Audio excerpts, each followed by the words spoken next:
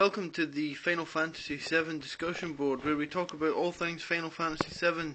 Today we have our presenter, Marc Steele, and I'd like to welcome him to the stage. Howdy. Right. Where we last left it off, let's see. I'm going to talk about the ultimate weapons today. Cloud Strife, if you watched the last video, you'll know who he is. His ultimate weapon, and now don't be confused about this, is the ultimate weapon. You get it once you beat the ultimate weapon from the game.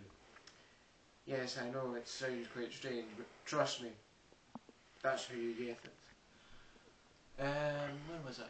So, how did this ultimate weapon come about, the boss character? Yes, once you go to the Northern Cave, which is the third continent, the weapons get released. The weapons are Diamond, Sapphire, Ultima, Ruby, and Emerald. Fuck. Now, these weapons are optional to fight, with the occasion of one or two of them fighting through the story. But it's only the ultimate weapon which you do need to fight.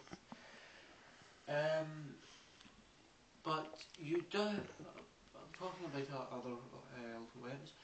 Tifa Lockhart's is the premium heart, which you find in Midgar. I'm not telling you where, background is a surprise.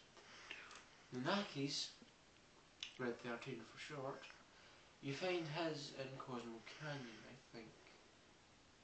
Yes, Cosmo Canyon. You get it from his grandfather, just before he sadly passes away.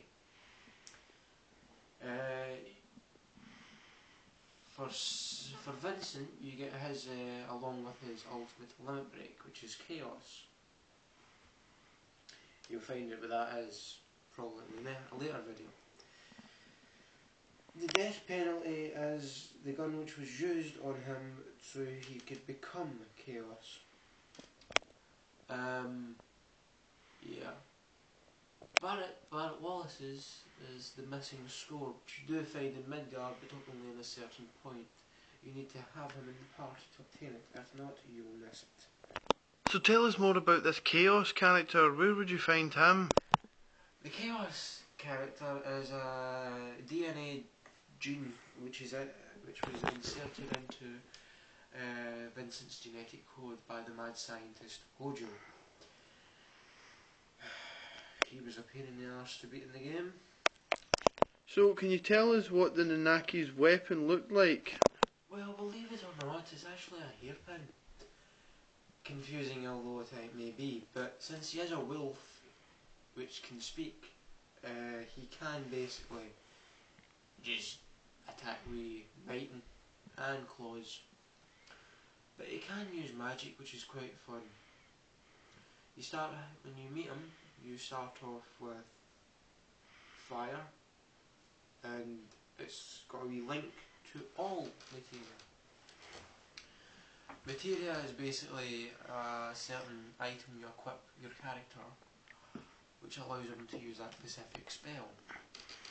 And if you find all the green materia and master it, then take it to the green huge materia.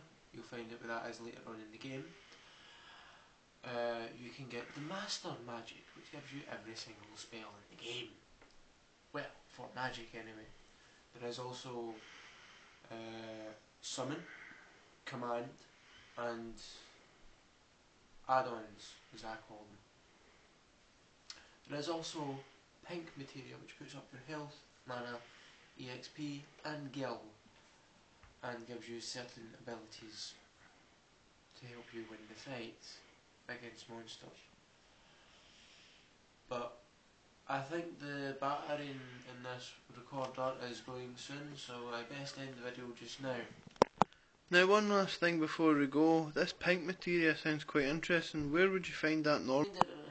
You can find it in a number of places, such as Cosmo Canyon, Cam, and lots of other towns and villages, along with a lot of other materia, except the summons, since you only find the summoned materia.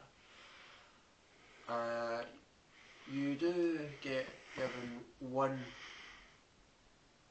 bit of materia at one point, your first cure materia, in the reactor, which basically, the story is you're a terrorist organisation who's trying to save the planet from a company called Shinra, who are draining the planet's life force. And then you find out that your big villain, Sephiroth, is still alive. So you journey across the world to find out where and what the hell he's up to. At that point you find out that he's wanting to destroy the planet and basically looking for the promised land. But yeah, he's a pain in the arse. But I'll tell you more about him next time. Thank you very much, Mark, for that discussion, and we hope to be seeing you next time, giving us some discussions. Remember to rate, comment and subscribe. Thank you very much for watching. Goodbye.